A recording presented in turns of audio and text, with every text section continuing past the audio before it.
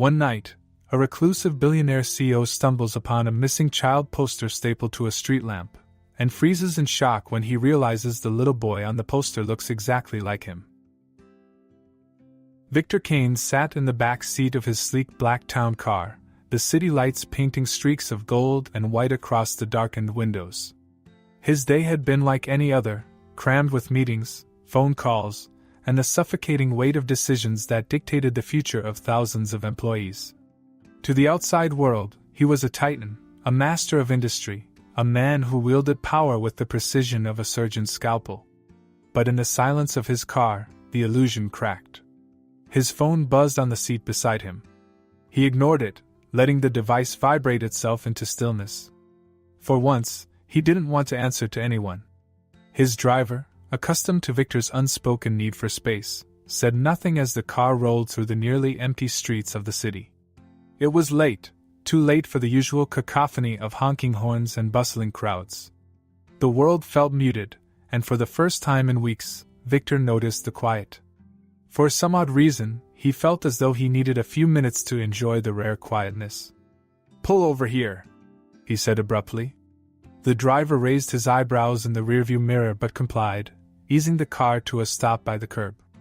Victor stepped out, the cool night air brushing against his face like a gentle reprimand. The faint hum of a nearby neon sign and the distant sound of footsteps filled the air. For a moment, he simply stood there, inhaling deeply, as though trying to remind himself what it meant to be human. That was when he saw it. A tattered poster clung stubbornly to a street lamp, its edges curling from exposure to wind and rain. The paper had been taped over several older notices, creating a palimpsest of forgotten pleas and lost causes. But it was this one that caught Victor's attention. The missing child's face stared back at him, big eyes, slightly tousled hair, and a faint smile that seemed to carry a trace of mischief. The boy's name was printed in bold letters above the photo: Gabriel Bennett, age 6. Victor's breath caught in his throat. It wasn't just the boy's name, or the tragic plea to help bring Gabriel home, that gripped him. It was the face. It was his face. Or at least, it could have been. The resemblance was uncanny, as if someone had reached into Victor's past and plucked out an image of him at that age. He leaned closer, his fingers brushing the worn edges of the poster, and stared harder, as though a second look might prove the resemblance was nothing more than a trick of the light. But it wasn't. Victor's chest tightened. He couldn't explain the sudden wave of emotion that swept over him, a mix of curiosity, unease, and something far deeper that he couldn't yet name. He wanted to look away, to dismiss the thought as absurd, but his feet felt rooted to the spot. "Sir?" his driver called softly, his tone betraying concern. Victor shook his head, tearing his gaze from the poster. "I'll be a moment," he muttered, though his voice lacked its usual edge. Walking back to the car, his mind raced. Memories of his own childhood, memories he had spent years suppressing, began to surface. He had always been reluctant to look back on those years, to dig into the fractured, half-formed images of a boy who had once been abandoned, lost, and eventually adopted into a family that was more dutiful than loving. Once inside the car, Victor remained silent, his hands resting loosely on his lap as the driver resumed their route. The city outside blurred into an indistinct haze, but all Victor could see was the boy's face. It was absurd, he told himself. Millions of children went missing every year. The resemblance was just a coincidence, a quirk of fate designed to unsettle him. And yet, the thought refused to loosen its grip. By the time the car reached his penthouse, Victor had already made a decision. He called his assistant, who answered groggily despite the late hour. "I need you to find information on a missing child," Victor said, his voice sharper now, as if masking his own uncertainty. "Excuse me, sir?" and sounded as though she hadn't heard him correctly. "A missing child," he repeated. "His name is Gabriel Bennett. Age 6. There's a poster near the corner of Montgomery and 5th. Send someone to take a picture of it and start digging into the details." And hesitated. "Of course, sir. May I ask why?" "No questions," Victor interrupted, his tone leaving no room for discussion. "Just do it." And keep it discreet. After ending the call, Victor stared out at the sprawling city below, its lights stretching endlessly into the darkness. He told himself he was only doing this to satisfy his curiosity, to confirm that the resemblance was meaningless. But deep down, something told him otherwise. The memories of his brief relationship with Isabel Bennet years ago crept into his thoughts. It had been fleeting, intense, and ultimately something he had walked away from without a backward glance. He had buried himself in work, convinced that personal connections were distractions, cracks in the armor he needed to succeed.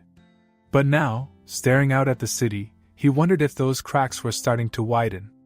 For the first time in years, Victor felt as though he had stepped off the carefully paved path of his life. He didn't know where this investigation would lead, but he couldn't shake the feeling that it would take him somewhere he wasn't prepared to go, somewhere that might force him to confront the man he had become. The boy's face lingered in his mind as the night deepened. For a man like Victor Kane, who had spent his life building walls and burying emotion, the missing poster had done the unthinkable. It had reached him. The faint hum of the city had followed Victor back to his penthouse, though it offered no solace. He had tried to focus on anything else, the view of the skyline, the stack of reports waiting for his review, even the sound of his own breath, but the boy's face stayed with him, stubborn and unrelenting. Victor spent most of the night pacing the length of his living room, his mind spiraling into fragments of his past. He didn't know why this one poster, this one boy, had shattered the barriers he had spent years perfecting. But deep down, he suspected it wasn't as random as he wanted to believe. By morning, Anne had already sent a summary of her findings. Victor read the email in silence, each word pulling him further into a memory he had buried long ago. The boy's mother was Isabel Bennet. Victor's stomach tightened as her name materialized on the screen, as vivid and unsettling as the first time he had seen the poster. He sank into the leather chair by the window, gripping the phone tightly in his hands. Isabel. She had come into his life during one of the rare moments when he had let himself believe there was more to existence than mergers and acquisitions. It had been nearly 7 years ago. She was sharp, captivating, and unapologetically unafraid to challenge him. For a time, their connection had been intoxicating, a reprieve from the relentless monotony of his carefully curated world. But Victor had always been predictable in his failings. When the relationship began to deepen, when the idea of permanence crept into their conversations, he had done what he always did, retreated. Work had provided the perfect excuse, the armor he used to shield himself from anything resembling vulnerability. He had left Isabel with nothing but an apology and the promise that it was for the best. He had convinced himself at the time that she'd be better off without him. She deserved someone who wasn't tethered to the endless grind of ambition. But now, as her name appeared alongside Gabriel's, that justification rang hollow. Victor's chest tightened as he continued reading. Anne's investigation revealed that Isabel had moved away shortly after their breakup, eventually settling into a quieter life. There was no mention of her being pregnant, no whisper of the life she had carried in secret. It made sense now, he thought bitterly. She must have assumed he wouldn't want the responsibility. And maybe she was right. The man Victor had been then, driven, detached, and perpetually focused on the next goal, might not have even paused to consider what it meant to be a father. But the man sitting in his penthouse now, staring at a screen with his son's name and photo, felt the crushing weight of what had been lost.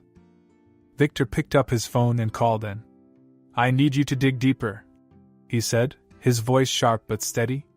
"Find out where Isabel is. I want everything, her address, her routine, her contacts. And make it quick." And hesitated for only a moment before responding. "Understood. I'll have an update by the afternoon." The hours that followed were excruciating. Victor tried to work, but the words on his screen blurred into meaningless strings of text. He tried to eat, but every bite felt forced, tasteless. The quiet of his apartment, once a sanctuary, now felt oppressive. Finally, Anne called back. "We have a lead," she said. "Isabel Bennet is living in Midtown, in a modest apartment building. She's been listed as the primary guardian of Gabriel since his birth. Victor closed his eyes, letting the words sink in. He could almost picture her now, her sharp wit and easy laugh softened by the years, carrying the weight of raising a child alone. "There's more," and continued hesitantly. "It seems Gabriel's disappearance is linked to a custody battle. Isabel's former partner, an ex-boyfriend, has been fighting for custody. There are records of restraining orders and allegations of abuse." Victor's grip on the phone tightened. "Isabel's ex filed a kidnapping claim in court, accusing her of taking Gabriel without permission. It's a mess, but it looks like the police are treating this as a possible abduction by the ex-partner's associates." Victor didn't respond immediately. The flood of information left him both furious and overwhelmed. The thought of his son, being dragged into a nightmare like this reignited emotions Victor hadn't felt in years. "I want to talk to her," he said finally. "That might be difficult," and replied carefully. "She's not exactly in a position to trust anyone right now, especially someone she hasn't heard from in years." Victor clenched his jaw. "Then I'll make her listen." That afternoon, Victor arrived unannounced at the address and had provided. The building was a far cry from the penthouses and sprawling estates he was accustomed to, but it was clean and well kept. As he climbed the stairs, his mind raced with scenarios, each one more daunting than the last. When he knocked on the door, it was Isabel who answered. She froze, her eyes widening in disbelief. "Victor?" she said, her voice laced with both shock and suspicion. "Isabel," he said, his tone softer than he intended. "I know this is unexpected, but we need to talk." Her expression hardened, and she moved to close the door. "I don't know what you're doing here, but this isn't the time." Victor placed a hand gently on the doorframe, stopping her. "I know about Gabriel," he said quietly. "I know he's my son." The words hung in the air like a thunderclap. Isabel's eyes narrowed, a storm of emotions flashing across her face, anger, pain, and something unnameable. "You don't get to show up now, after all this time, and act like you care," she said, her voice trembling. "I didn't know," Victor said, his voice breaking slightly. "I didn't know about him. If I had," she shook her head. "What difference would it have made? You walked away, Victor. You made your choice." Victor stepped back, his shoulders heavy with guilt. "You're right. I did. And I'll never forgive myself for that. But I can't walk away now. Not when he's out there, when he's in danger." Isabel's defenses wavered, the pain in her eyes softening into something closer to exhaustion. "If you want to help," she said finally, "you'd better mean it. Because this isn't about you, Victor. It's about Gabriel." "I know," Victor said, his voice steady. "And I'll do whatever it takes." The door opened fully, and for the first time in years, Victor stepped back into a life he had thought he'd left behind. Only now, it wasn't about him, it was about the boy he had never known but already felt in his heart. The tension in the room was palpable as Victor sat on the edge of Isabel's worn-out couch, his hands resting on his knees. She stood by the window, her arms crossed, eyes distant. The small apartment was modest but warm, filled with signs of a life built on resilience. A stack of children's books on the coffee table, a hand-knitted blanket draped over the armchair, and a photo of Gabriel on the mantelpiece. Victor's gaze lingered on the photo. Gabriel's bright smile tugged at something deep within him, a mix of awe and shame. He hadn't been there for any of it, the milestones, the scraped knees, the bedtime stories. He cleared his throat, breaking the heavy silence. "Isabel," he began softly, "I know I don't deserve to be here. I can't change the past, and I won't insult you by pretending I can. But Gabriel, he's my son too. Let me help you find him." Isabel turned slowly, her expression unreadable. "Help me?" she said, her voice tinged with disbelief. "Victor, you don't get to swoop in after 7 years and play hero. Do you have any idea what it's been like? Raising him on my own? Watching him grow and knowing he'll one day ask why his father wasn't there." Her words hit Victor like a blow, but he didn't flinch. He knew he deserved every ounce of her anger. "I didn't know," he said quietly. If I had, I would have. You would have what? She interrupted, her voice rising. Stayed? Been a father? You were so quick to leave back then, Victor. You didn't even look back. Victor felt the weight of her accusation settle over him, but there was no room for self-pity. He straightened, meeting her gaze. I'm not that man anymore, Isabel. I'm not asking for forgiveness. I'm asking for a chance to do right by Gabriel. That starts with finding him. Her shoulders sagged, the fight draining out of her. She turned back to the window, staring out at the street below. He's everything to me, she said softly. The only thing that's kept me going. And now he's gone. Her voice broke on the last word, and Victor saw her hand tighten on the windowsill. Isabel, he said gently, rising from the couch. I'll do whatever it takes to bring him back. Just tell me what happened. She exhaled shakily, wiping her eyes before turning to face him. It started 2 years ago, she said, her voice steadier now. I was in a relationship with someone, Andrew. At first, he seemed kind, supportive. But it didn't take long to see the other side of him. He was controlling, manipulative. When I tried to leave, he didn't take it well. Victor's jaw tightened, his hands clenching at his sides. He filed for custody. Isabel continued. Not because he cared about Gabriel, but because he wanted to punish me. He knew how much Gabriel meant to me, and he used that to keep me under his thumb. I fought back, got a restraining order, but Andrew has money and connections. He kept finding ways to come after us. Victor felt a cold rage building inside him. And now? He asked. Last week, he filed another motion in court, claiming I'm unfit to be a mother. I didn't take it seriously. I thought it was just another one of his scare tactics. But then Gabriel disappeared. Her voice broke again, and she sank into the armchair, her head in her hands. Victor moved closer, lowering his voice. You think he's behind this? Isabel nodded without looking up. He's the only one who'd go this far. The police are investigating, but they said there's no concrete evidence yet. They think it might just be a custody dispute gone too far. Victor's mind raced. He had dealt with ruthless competitors, hostile takeovers, and corporate espionage, but this was something entirely different. The stakes weren't financial, they were personal, and far more terrifying. Do you have anything to go on? He asked. Isabel looked up, her eyes filled with desperation. No. Just the restraining order and his threats. I've tried everything, Victor. I don't know what else to do. Victor knelt in front of her, his voice firm. Then let me handle this. I have resources, people who can find him, no matter where he is. We'll bring Gabriel home. She stared at him, her expression softening despite her lingering mistrust. Why now? She asked, her voice barely above a whisper. Why do you care now, after all this time? Victor didn't hesitate. Because I failed you once. I won't fail Gabriel. Isabel studied him for a long moment before nodding. All right, she said finally.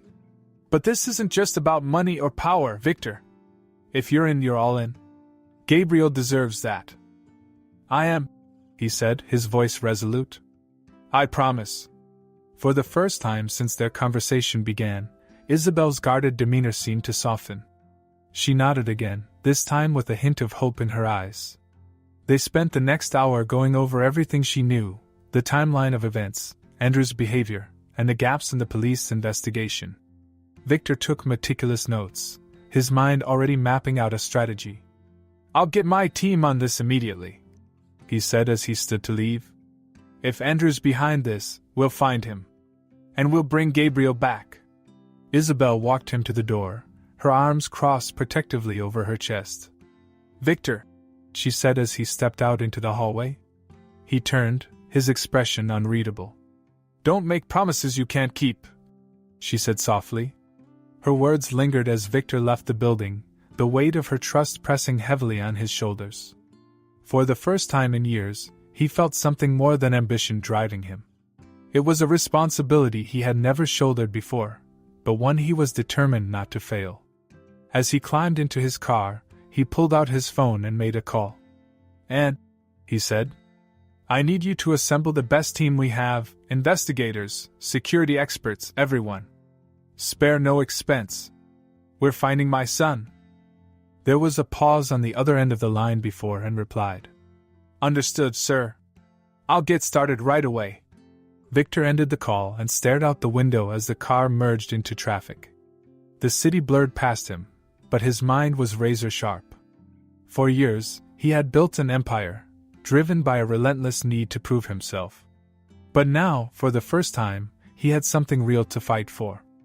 And he wouldn't stop until he brought Gabriel home. The ride back to Victor's penthouse was quiet, save for the faint hum of the engine.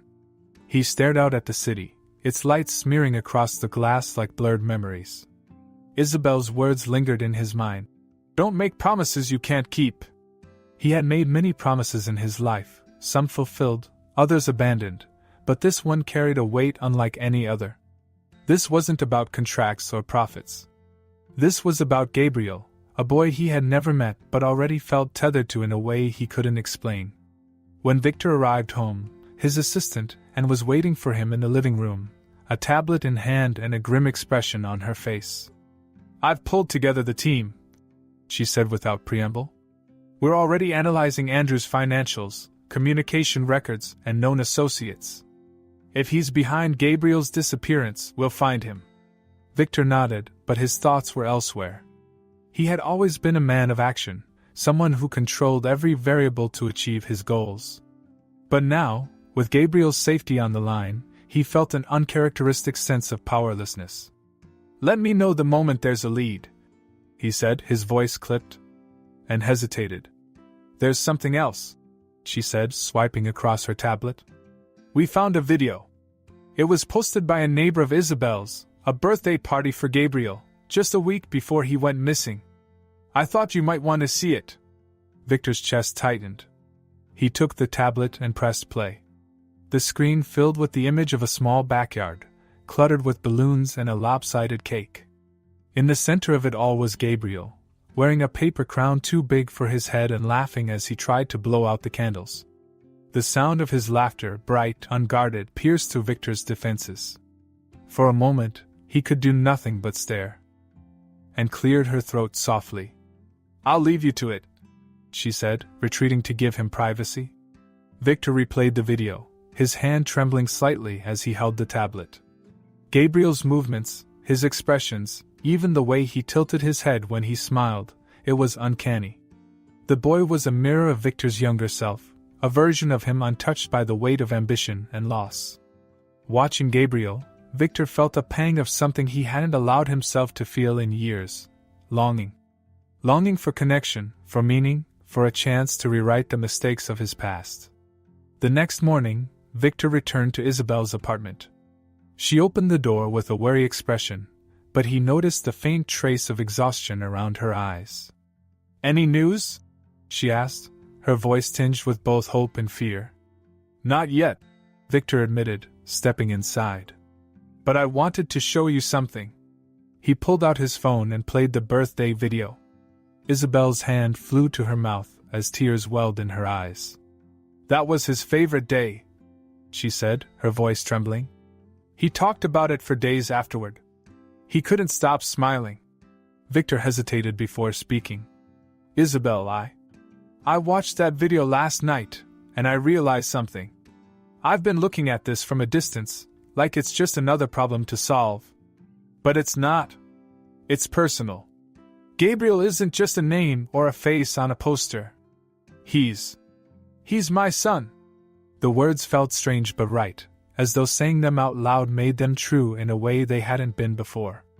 Isabel wiped her eyes and looked at him. "Do you even know what that means, Victor?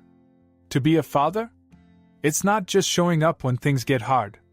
It's about being there, every day, through everything." "I don't know," he admitted. "But I want to learn. I need to." For the first time, Isabel's expression softened. She motioned for him to sit at the small kitchen table, and they talked, really talked, for the first time since their reunion. She told him about Gabriel's quirks, how he loved dinosaurs, hated broccoli, and always insisted on reading 2 bedtime stories instead of 1.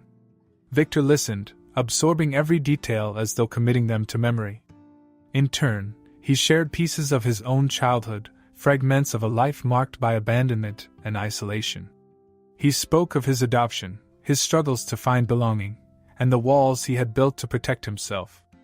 "I spent my whole life thinking if I just achieved enough, I could outrun the emptiness," he said quietly.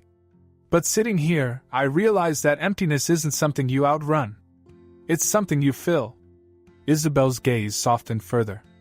"Victor, if we're going to do this, we have to do it together.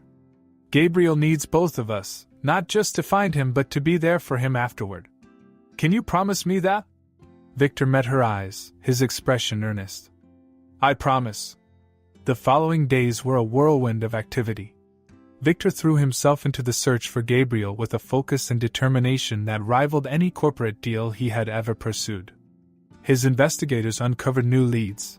Andrew had withdrawn a large sum of money from his bank account shortly before Gabriel's disappearance, and his car had been spotted near an abandoned property on the outskirts of the city.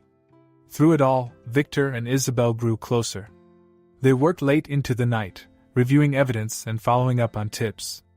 In quiet moments, they shared stories of Gabriel, painting a picture of a boy who was bright, curious, and full of life. Each story deepened Victor's connection to his son, even though they had yet to meet. One evening, as they sat together poring over a stack of files, Isabel looked up at Victor. "You're different than I remember," she said softly. He glanced at her, surprised. "How so?" "You're open," she said, searching for the right word. "When we were together before, it always felt like there was a part of you I couldn't reach. But now it feels like you're finally letting someone in." Victor considered her words, realizing she was right. For so long, he had guarded himself against vulnerability, equating it with weakness. But now, with Gabriel's life hanging in the balance, he saw vulnerability not as a weakness but as a strength, the strength to care, to fight, to love. As they continued their search, Victor found himself imagining what life would be like after they found Gabriel. He pictured himself taking his son to the park, reading him bedtime stories, and watching him grow into the kind of man Victor had always wanted to be. The thought both terrified and exhilarated him. For the first time in years, Victor Kane felt alive, not as a billionaire, not as a CEO, but as a father. And he was determined to prove he could be the kind of father Gabriel deserved. The next morning, Victor was back in his office, though it felt less like the seat of his empire and more like a war room. The usually pristine desk was cluttered with papers, maps, and printed reports from his investigative team. And stood nearby, her face tense but focused as she delivered the latest findings. "We've tracked Andrew's financial activity," she said, pointing to a document. 2 days before Gabriel's disappearance, he wired a large sum of money to a known associate. This man has ties to unsavory circles, private enforcers, people willing to bend the law for the right price. Victor leaned forward, his eyes narrowing. "Where is this associate now?" "We believe he's operating out of a property in the outskirts of the city," and replied, sliding a satellite image across the desk. "An abandoned warehouse. Surveillance shows activity there, cars coming and going at odd hours. It's suspicious, but nothing definitive yet." Victor's mind churned, the pieces of the puzzle beginning to align. "Have the police been informed?" And hesitated. "Not yet. I wasn't sure if you wanted to involve them at this stage. It could compromise our advantage." Victor nodded. "Keep them in the loop, but don't let them move in until we're sure Gabriel is there. We can't afford to scare them off." As in left to coordinate the next steps, Victor felt a flicker of hope. They were getting closer. Yet the weight of the situation pressed heavily on his chest. For all his wealth and influence, the one thing he couldn't control was time, and with every passing hour, the fear of what might be happening to Gabriel gnawed at him. Later that evening, Victor returned to Isabel's apartment to share the update. She greeted him with a mix of exhaustion and apprehension, her arms crossed as she listened to him outline the latest developments. "This is a solid lead," he said, his voice firm but careful. "If Gabriel's there, we'll find him. I've already arranged for a private team to monitor the location. Isabel nodded, though her expression remained guarded. And what if he's not? What if this is just another dead end? Victor hesitated, sensing the undercurrent of doubt in her tone. If it is, we'll keep searching. We won't stop until we find him. She looked at him, her eyes hard. You keep saying we, Victor. But what happens after we find him? Will you still be here, or will you disappear again once it's over? The question caught him off guard, and for a moment, he didn't know how to respond. Isabel, I'm not the man I was 7 years ago. I made mistakes I regret every day. But I'm here now, and I'm not going anywhere. Her voice sharpened. You say that now, but what happens when the novelty of being a father wears off? Do you even know what it takes to raise a child, Victor? It's not just showing up when things get hard. It's constant. Every day. Through the good and the bad. Victor felt the sting of her words but refused to let them push him away. I don't have all the answers, he admitted. But I know one thing, I can't undo the past, but I can fight for Gabriel now. And I will. Not because I'm guilty or because I feel obligated, but because I want to. He's my son, Isabel. That means something to me. She exhaled, her shoulders sagging slightly. The fight seemed to drain out of her, replaced by exhaustion and a flicker of vulnerability. I can't lose him, she whispered. He's all I have. You're not going to lose him, Victor said gently. We're going to bring him home. The tension between them eased, though the weight of the situation remained. Over the next few days, they worked closely together, reviewing every lead and strategizing their next steps. Despite the growing urgency, the constant proximity began to wear on both of them. The pressure of the search, combined with the unresolved emotions between them, created moments of friction.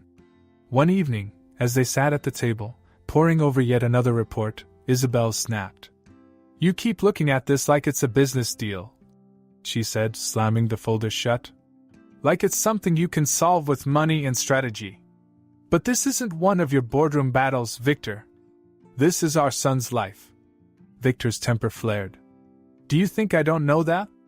Every second of this is tearing me apart, Isabel. But sitting here wallowing in fear isn't going to help Gabriel. Her voice rose.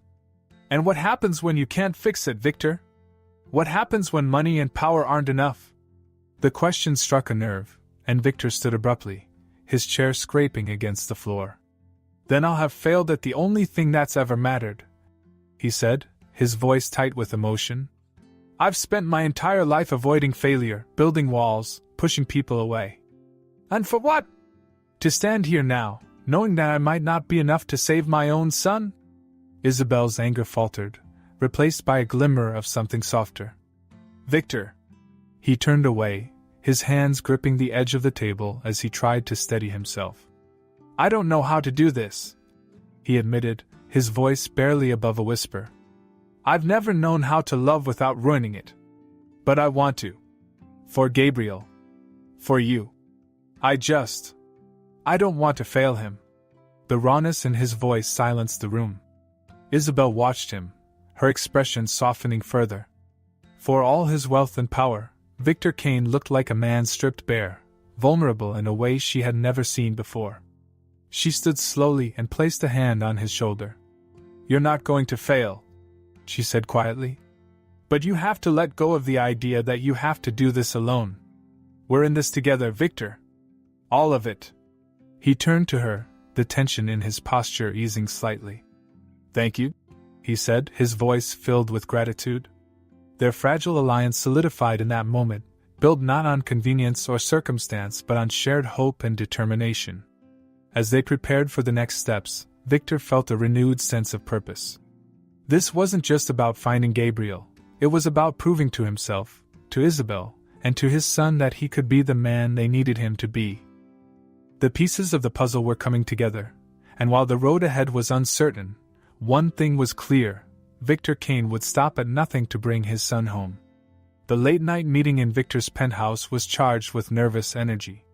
The team of private investigators had pinpointed the most likely location where Gabriel was being held, a remote cabin in a wooded area just outside the city. The evidence was compelling: financial transactions, surveillance footage, and a pattern of movements tied to Andrew's known associates. But what solidified the lead was a sighting reported by a neighbor, an anonymous tip about a child matching Gabriel's description being taken into the cabin a few days earlier. Victor stood by the floor-to-ceiling windows, his jaw tight as he listened to the final details of the plan. Isabel sat nearby, clutching a photo of Gabriel, her face pale but determined. "The cabin is isolated," one of the investigators said. "That's both good and bad. It means fewer variables, but it also means they'll know we're coming as soon as we approach. We've coordinated with the police, but we'll need to act quickly to ensure Gabriel isn't moved." Victor nodded, his voice steady but low. "Then we don't wait. We move now." Isabel's head snapped up. "Wait, what if they panic? What if they hurt him before we can get to him?" Victor turned to her, his gaze firm but filled with empathy. "We won't let that happen," he said. "They've gone through too much trouble to use him as leverage. They won't risk harming him. This is our best chance." Isabel's grip on the photo tightened, but she nodded. "Okay," she whispered. "Let's bring him home." The drive to the cabin was tense, the silence in the car punctuated only by the rhythmic hum of the tires on the road. Victor sat in the passenger seat, his phone in hand, constantly checking updates from the team on the ground. Isabel sat in the back, her hands clasped tightly in her lap, her eyes fixed on the dark trees rushing past. She had barely spoken, but Victor could feel her fear, raw and unrelenting, filling the small space between them. When they reached the staging area, a spot just out of sight of the cabin, Victor and Isabel met with the lead officer coordinating the operation. The plan was straightforward. Law enforcement would secure the perimeter while the private team went in quietly to retrieve Gabriel. Isabel gripped Victor's arm, her nails digging into his sleeve. "What if something goes wrong?" she asked, her voice trembling. Victor covered her hand with his own, his touch surprisingly steady. "It won't," he said. "We've prepared for every possibility. Trust me." She looked at him, her eyes searching his face for reassurance. For a moment, her fear softened, replaced by a flicker of hope. The team moved in under the cover of darkness. Victor and Isabel stayed behind, the seconds stretching into eternity as they waited for news. Victor paced restlessly, his mind racing with worst-case scenarios. Every sound, the rustle of leaves, the distant chirp of insects, felt amplified, a reminder of how close they were and yet how much was still at stake. Finally, the radio crackled to life. "We've found him," one of the team members reported. "He's safe." Isabel let out a choked sob, her hand flying to her mouth as tears spilled down her cheeks. Victor froze, his chest tightening as a wave of relief crashed over him. But the voice on the radio wasn't finished. "There's some resistance from the accomplices," the team member continued. "Police are securing the area now. Hold tight." Isabel's grip on Victor's arm tightened again, this time with a mix of relief and lingering fear. "I need to see him," she said, her voice shaking but resolute. "We will," Victor assured her, his own voice unsteady. "Just a little longer." It felt like an eternity before the team emerged from the woods, Gabriel cradled in one of the investigators' arms. The boy looked small and pale, his wide eyes darting around in confusion and fear. When he saw Isabel, his face crumpled, and he let out a wail. "Mommy!" he cried, reaching out with trembling arms. Isabel rushed forward, gathering him into her embrace. She held him tightly, sobbing into his hair as she whispered words of comfort and reassurance. "I've got you, baby. Mommy's here. You're safe now." Victor stood a few feet away, his heart pounding as he watched the reunion. For a moment, he hesitated, unsure of his place in this fragile, emotional scene. But then Gabriel's gaze shifted to him. The boy's tear-streaked face tilted slightly, his expression curious but unafraid. Victor took a tentative step forward, lowering himself to Gabriel's level. "Hi, Gabriel," he said softly, his voice thick with emotion. I'm Victor. I've been looking for you. Gabriel studied him for a moment, his small brow furrowing. Then, to Victor's astonishment, the boy reached out a hand, his tiny fingers brushing against Victor's. It was a simple gesture, but it felt monumental. Isabel looked up, her eyes meeting Victor's. She didn't speak, but the gratitude in her expression was clear. The moment was interrupted by the arrival of the police, who quickly apprehended Andrew and his accomplices. Victor watched as they were led away in handcuffs, his jaw tightening with a mixture of anger and relief. They wouldn't hurt Gabriel, or anyone else, again. As the night deepened, the group returned to the staging area, where paramedics checked Gabriel over. Aside from being frightened and a little dehydrated, he was unharmed. Victor stayed close, his protective instincts surprising even himself. He couldn't stop looking at Gabriel, marveling at the boy's resilience, his innocence, and the way he had instinctively reached out to him. When the paramedics finished, Gabriel nestled into Isabel's arms, his head resting against her shoulder. Victor sat beside them, his presence unspoken but solid. For the first time, they felt like a family, not perfect, not yet whole, but undeniably connected. As they prepared to leave, Isabel turned to Victor. "Thank you," she said simply, her voice trembling with sincerity. "For everything." Victor nodded, his throat tight. "He's safe," he said. "That's all that matters." But as they drove away, Gabriel's small hand resting in his, Victor realized it wasn't all that mattered. This was just the beginning. Now, he had a chance to be the father Gabriel deserved, and he wasn't going to waste it. The ride back from the staging area was quiet, with Gabriel sleeping in Isabel's arms, his small face nestled against her shoulder. Victor sat beside them, glancing between the boy and the darkened road ahead. The weight of what had just happened, of what they had all been through, pressed heavily on him. Gabriel was safe, but this wasn't the end. In many ways, it felt like the beginning of a new chapter, one he wasn't entirely sure how to navigate. When they arrived at Isabel's apartment, Victor helped carry Gabriel inside, careful not to disturb him. The boy stirred briefly, murmuring something unintelligible before settling back into sleep. Victor watched as Isabel tucked Gabriel into his small bed, her movements tender and precise.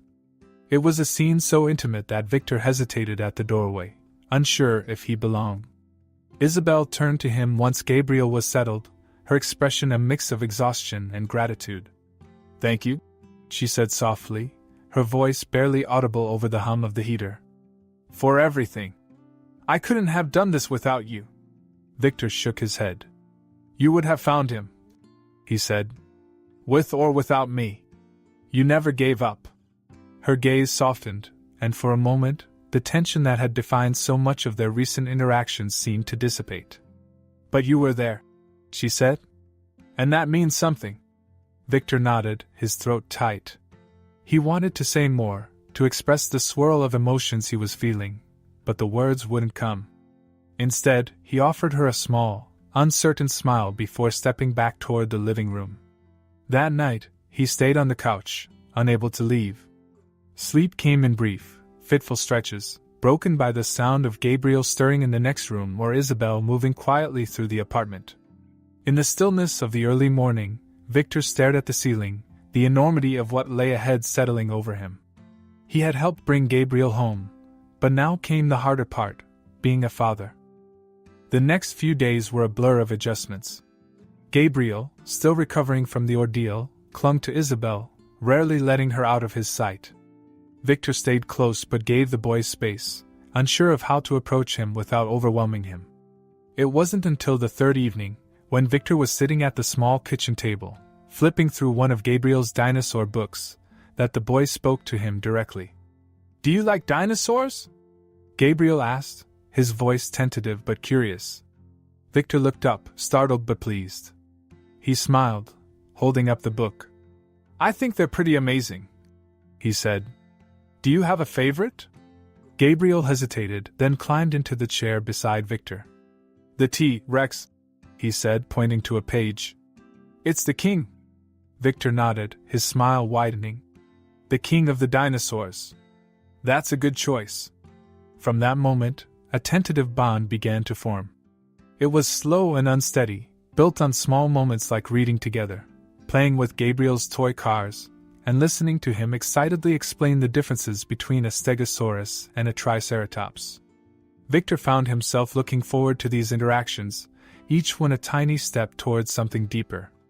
But it wasn't without its challenges. Gabriel, while eager to engage, was also cautious. He asked questions that were hard to answer. "Why weren't you here before? Are you going to leave again?" Each one was a reminder of the time Victor had lost, and the trust he still needed to earn. Victor was honest, as much as he could be. "I made mistakes," he told Gabriel one evening as they sat together on the floor, building a tower of blocks. "But I'm here now, and I'm not going anywhere." Gabriel looked at him with wide, thoughtful eyes. "Promise?" Victor nodded, his chest tightening. "Promise." As the days turned into weeks, Victor's presence in Gabriel's life became more natural. He discovered the joy in simple things, watching Gabriel's face light up when he solved a puzzle, hearing his laughter echo through the apartment, and feeling the small but powerful weight of Gabriel's hands slipping into his own during a walk to the park. Each moment chipped away at the armor Victor had spent years constructing, revealing a part of himself he hadn't known existed. At the same time, his relationship with Isabel began to shift. They talked more, not just about Gabriel but about the years they had missed, the pain and regret they both carried. Victor apologized, not just with words but with actions, showing her that he was committed to being a part of their lives in a meaningful way. One evening, after Gabriel had gone to bed, Victor and Isabel sat on the balcony, sharing a rare quiet moment. "You're different," she said, her tone thoughtful. Victor glanced at her, surprised. "Different how?" She smiled faintly. "The man I knew 7 years ago wouldn't have stayed. He wouldn't have fought for this." Victor looked out at the city lights, his expression pensive. "That man was afraid," he admitted. "Afraid of failing, of getting too close, of losing control. I spent my whole life chasing success because I thought it would make me invincible. But none of it mattered. Not really." Isabel studied him for a moment before reaching out to place a hand on his. "It matters now," she said simply. Victor nodded, his chest tightening with emotion. "It does." Over time, Victor made significant changes in his life. He began delegating more responsibilities at his company, and trusting the day-to-day operations to trusted colleagues. For the first time, he allowed himself to step back, to prioritize something other than work. It wasn't easy, there were moments of doubt, of feeling untethered, but it was worth it. Every evening spent with Gabriel, every laugh and every hug, reminded him of what truly mattered. One afternoon, as they played together in the park, Gabriel turned to him and said, "You're fun, Daddy." The word hit Victor like a bolt of lightning, filling him with a warmth he couldn't describe. "Thanks, buddy," he said, his voice thick with emotion. Isabel, watching from a nearby bench, smiled softly. For the first time in a long time, they both felt like a family, not perfect, but real, and full of possibilities. Victor knew he couldn't change the past, but he also knew he didn't need to. What mattered was the present, the life they were building together, one moment at a time. And for the first time in his life, Victor Kane felt like he was exactly where he was meant to be. Victor's days had taken on a rhythm he never thought possible. Mornings were no longer filled with rushed emails and early board meetings. Instead, they began with the sound of Gabriel's laughter echoing through the apartment as he tried to outpace his father in a race to the breakfast table. Evenings were no longer about poring over profit margins but spent reading bedtime stories or helping Gabriel build elaborate dinosaur dioramas that sprawled across the living room floor. Each moment with Gabriel felt like a gift, a chance to make up for the years they had lost. But it wasn't just about Gabriel. Victor's relationship with Isabel had deepened in ways he hadn't expected. They weren't the same people they had been 7 years ago. Too much had happened, and too much had changed. But that wasn't a bad thing. They had both grown, and together, they were learning what it meant to be a family. One evening, after putting Gabriel to bed, Victor and Isabel sat on the couch, a soft breeze wafting in through the open window. Isabel leaned her head against his shoulder, a comfortable silence settling between them. "I never thought this would be my life," Victor said quietly, his voice tinged with wonder. Isabel tilted her head to look at him. "What do you mean?" He gestured vaguely, his expression thoughtful. "This. A family. Real connection. I spent so much of my life chasing something I couldn't even define. I thought success would fill the void, but it never did. And now. It's not that the void is gone, but it feels different. It feels full." Isabel smiled, her hand resting lightly on his. "You've changed, Victor. And I think you finally see what really matters." Victor nodded, his gaze drifting toward Gabriel's room. "I do. And I don't want to waste another moment." In the weeks that followed, Victor began to make changes not just in his personal life but in his professional one as well. He announced his decision to step back from the daily operations of his company, entrusting the reins to his most trusted executives. The announcement sent ripples through the corporate world, with analysts and commentators speculating about his reasons. But Victor didn't care about the headlines. For the first time, he was making decisions that weren't dictated by ambition or external expectations but by what felt right. With more time on his hands, Victor began channeling his resources into causes that had taken on a deeply personal meaning. He established a foundation dedicated to supporting single parents, providing access to childcare, legal aid, and educational resources. Inspired by Isabel's resilience and the struggles she had faced, the foundation became a way for Victor to give back, to use his wealth and influence to create real change. Isabel, initially skeptical of Victor's newfound mission, eventually became one of the foundation's key advisors. Her insight and first-hand experience proved invaluable, and working together brought them even closer. They weren't just co-parents now, they were partners in every sense of the word. Gabriel, meanwhile, thrived. The boy who had once clung to his mother for security now ran freely through the park, his laughter a beacon of joy. He began calling Victor Daddy with ease, and every time he did, Victor felt his heart swell. It wasn't always perfect, there were challenges and moments of doubt, but the love they shared made every obstacle feel surmountable. One crisp autumn afternoon, the three of them found themselves at the park. Victor and Isabel sat on a bench, watching as Gabriel joined a group of kids playing soccer. The sun dipped low on the horizon, casting the field in a warm, golden light. "He's happy," Isabel said, her voice soft but filled with satisfaction. Victor nodded, his eyes never leaving Gabriel. "He is. And it's because of you. You gave him everything when I wasn't there." Isabel looked at him, her expression gentle. "You're here now, Victor. That's what matters. You're showing up, and that means everything to him, and to me." Victor turned to her, his hand finding hers. They sat in companionable silence, watching Gabriel dart across the field, his cheeks flushed and his hair tousled by the wind. For Victor, the scene felt surreal. This was a life he hadn't dared to imagine for himself, one filled with connection, purpose, and love. As the game ended and Gabriel ran toward them, his face alight with excitement, Victor felt a profound sense of fulfillment. Gabriel threw himself into Victor's arms, chattering about the goal he had scored and how he was going to be the next big soccer star. Victor laughed, scooping him up and spinning him around as Isabel looked on, her smile radiant. In that moment, Victor understood what he had spent so many years searching for. It wasn't power or success or wealth, it was this. A family. A sense of belonging. A reason to wake up every morning that had nothing to do with boardrooms or profit margins. As they walked home together, Gabriel's small hand in his and Isabel by his side, Victor felt a quiet contentment settle over him.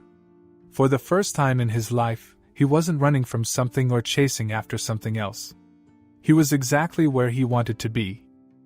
And for the first time, he felt whole. In the months that followed, Victor's transformation became not just a personal journey but a public one. His foundation gained traction, rapidly expanding to provide critical resources for families in need. Stories of parents finding housing, securing childcare, or escaping abusive situations began to pour in, each one a reminder of the lives being changed. For Victor, these successes were more fulfilling than any corporate deal he'd ever closed. But it wasn't enough to him that the foundation merely exists. Victor wanted to ensure that it became a lasting force for good, a legacy that would endure long after he was gone. He held meetings with policymakers and advocacy groups, working to influence systemic change that could prevent families like Isabel and Gabriel's from ever facing such hardships in the first place. Isabel, who had initially been hesitant to step into the public eye, found her voice as a powerful advocate. Her story resonated with countless people, and she became a vital part of the foundation's outreach efforts. Victor watched with admiration as she spoke at events, her passion shining through as she shared her experiences and fought for others to have the support she had once lacked. Gabriel, meanwhile, adjusted to his new normal with remarkable ease. His boundless energy and curiosity became a source of endless joy for Victor, who found himself embracing fatherhood with a confidence he hadn't thought possible. Whether it was helping Gabriel practice soccer in the park, teaching him to tie his shoes, or answering his endless questions about dinosaurs, Victor threw himself into every moment. One evening, after putting Gabriel to bed, Victor sat with Isabel on the couch, going over plans for an upcoming foundation gala. The event was shaping up to be their biggest yet, with proceeds set to fund several new programs for single parents and at-risk children. "You know," Isabel said, glancing at him over her tablet, "if someone had told me 7 years ago that we'd be here, doing this together, I wouldn't have believed them." Victor smiled, setting his notes aside. "Neither would I," he admitted. "But I'm glad we are. I wouldn't trade this for anything." Isabel leaned back, studying him. "You've changed so much, Victor. You're not the man I met all those years ago." "Good," he said with a quiet laugh. "Because I wasn't much of a man back then. I thought I could build walls around myself and call it strength. But the truth is, none of this, Gabriel, the foundation, us, would have been possible if I hadn't learned to let those walls down." Isabel reached for his hand, her touch warm and steady. "You've done more than that. You've made a difference, Victor. For Gabriel, for me, and for so many others. You should be proud of that." Victor looked at her, his chest tightening with emotion. "I am," he said. "But I'm even more proud of us, what we've built together. This is the legacy I want to leave, not the company or the money. This." The gala, held a few weeks later, was a resounding success.